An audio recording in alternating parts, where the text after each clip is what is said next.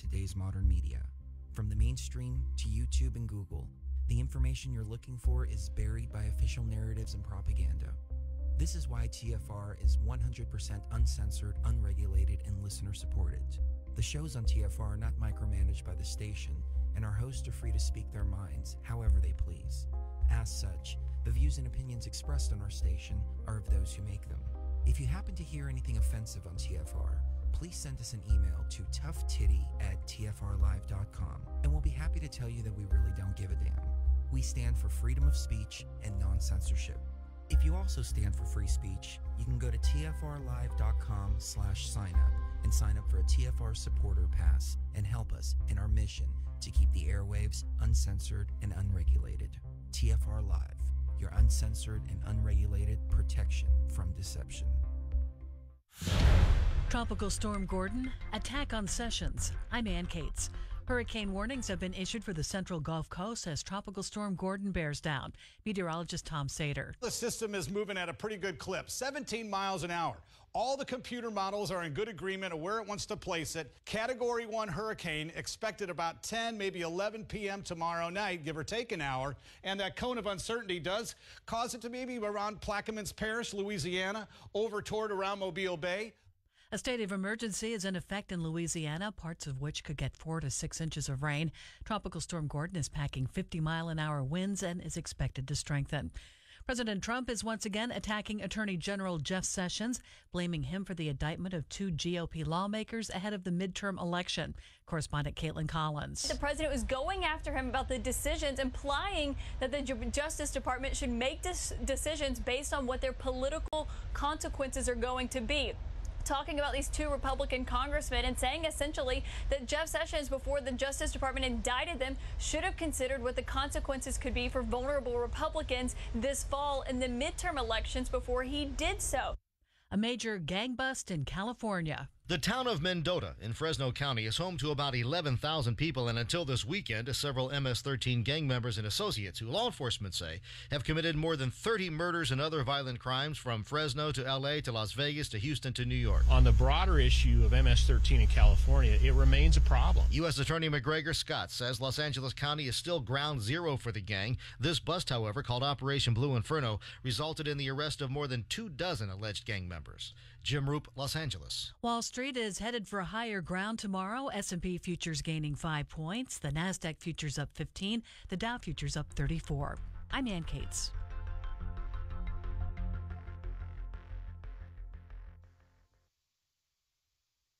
This is Truth Frequency Radio. The wicked ones obviously under heavy Masonic influence.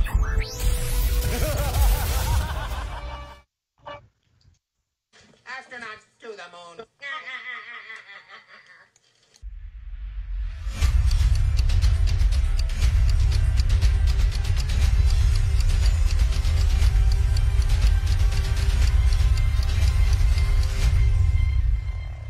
Ten, 9, ignition sequence start. 6, 5, 4, 3, 2. Not to get off track here, but I feel like we're in the Truman Show, and we're in a snow globe, and they just shook it up. Welcome to reality.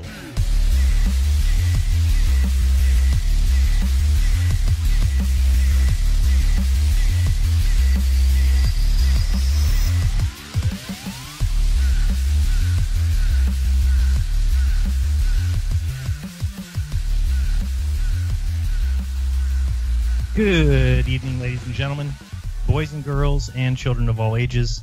You are tuned into your protection from deception. That's right here at truthfrequencyradio.com. And stop, drop, and roll. You are being engulfed by the inferno that is the #1 show on TFR on Monday nights between the hours of 6 and 9 p.m. Pacific. That's 9 to midnight Eastern. That show is Jeranism Monday Night Raw, and it starts now. I'm your host, Jeran from Jeranism, and I thank you for joining me this evening. It is very much appreciated. Hello to, well, those upside down in Australia or New Zealand, where they stand at the beach next to the level water. Of course, all water is level, so those perpendicular, wherever you might be in Hawaii or possibly Mozambique, who also stand at the shore and stare at level oceans around them, the same level as the people up right here in Santa Cruz.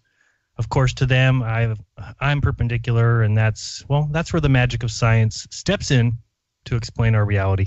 You see, we kind of have people upside down, but to each other's perspective, they are right side up, and others are upside down and perpendicular. And while this is some amazing word salad and takes a certain amount of tremendous mental gymnastics to reach that conclusion, this is, in fact, our reality, we're told. So tonight, we hope to discuss this particular strange fact of our reality and the reasons why, when you even mention that you're questioning this sort of idea or where we live, these peculiar aspects of our reality, why the public at large turns against you in anger and vitriol, because we've known for thousands of years, of course, that the earth is a sphere.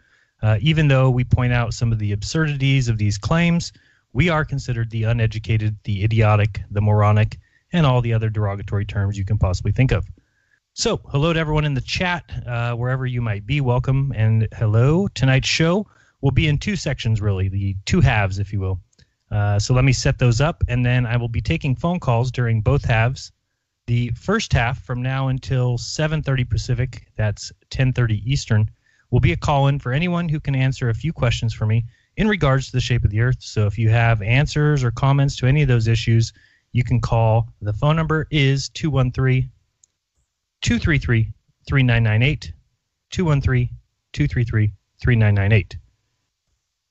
I see we have somebody in the chat who's down under, so hopefully no headaches going on over there. So I guess you guys can hear me okay. Now I see there's an error on the screen. A network connection error occurred. I don't know what that means, but hopefully we can still take calls. Go ahead and get in line, 213-233-3998. I'm more looking for Globers for this first half. In the second half of the show, we will get a little more raw, and that's when it's time to put the kiddies to sleep.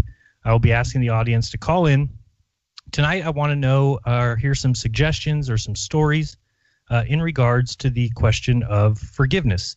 Now, I never asked for advice, nor do I ever give advice, because I think that puts somebody in a situation where they feel like they know all the answers, and I don't feel like I know all the answers, and I don't think anybody out there knows all the answers. So I like the idea of suggestions, comments, maybe past life experience, not past life, but experiences in your past. Maybe moments where you forgave somebody and it turned out not to be the right idea. Or do you know any stories of forgiveness? Do you know of infidelity possibly in a relationship to where somebody was forgiven and that relationship went on to thrive for 20, 30 years after that? Or do you have only examples of infidelity to where it was forgiven, but then 2 years later, same thing happened, something like that? So it may be a bit more oriented towards the adults and hence raw. So if you'd like to give me a call to talk about any of that, go ahead and call 213-233-3998. But again, that will be at 7:30 p.m. Get in line to discuss that topic. But from now until 7:30, we will instead be discussing some major issues with the globe model, and I would love to hear the answer to these questions. So first, I wanted to mention, if you have time on Thursday evening, probably starting around 4 or 5 o'clock, and if you live near the Monterey Bay in California, we're going to be doing a little test over there. I will be in Pacific Grove, and I have someone who will be in Aptos and 25 miles away.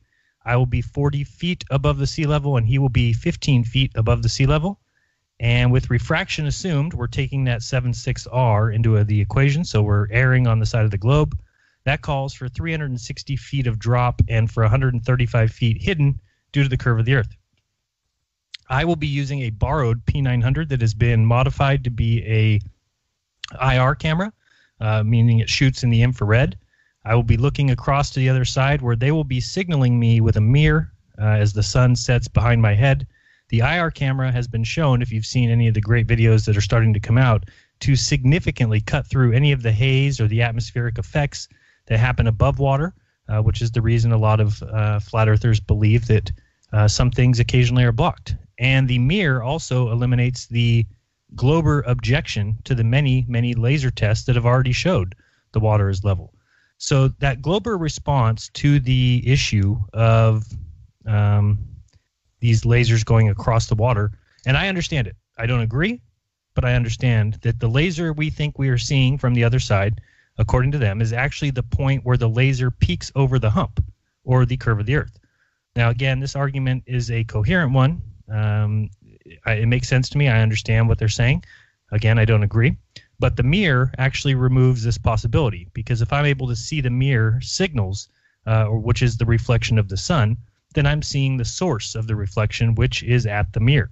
So that should be behind 135 feet of earth curve, which is the height of a 10-story building, or about, half the height of the entire Statue of Liberty, ground to the top of the torch, or about the height of the actual statue itself. I think is about 150 feet to torch.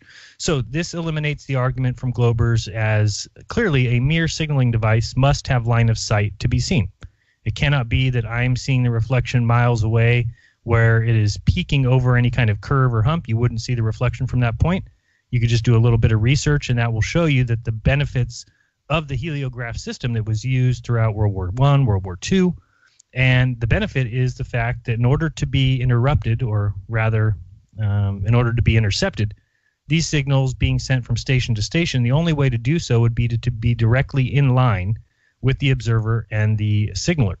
Well, I will be behind a curve, or the signaling device will be behind a curve, in which case there is no direct line of sight. So we should not see any flashes from that mirror. Again, this is doing the kind of experiment that we don't see from Globers, where you go out and try and disprove your model rather than to go out and just keep repeating the same things that people have said for years. Without an open mind, you are completely biased in your tests. So this test kind of allows both things to happen. We'll see which one is more likely to show reality. So if I see the flash of the reflection, then obviously there's no curve of the earth blocking me. And if you'd like to join, you can comment on my recent Facebook post. And I'm going to be kind of looking at that after the show and tomorrow, and kind of starting to get that in order. Again, that's for Thursday evening around 5 or 6. We don't want the sun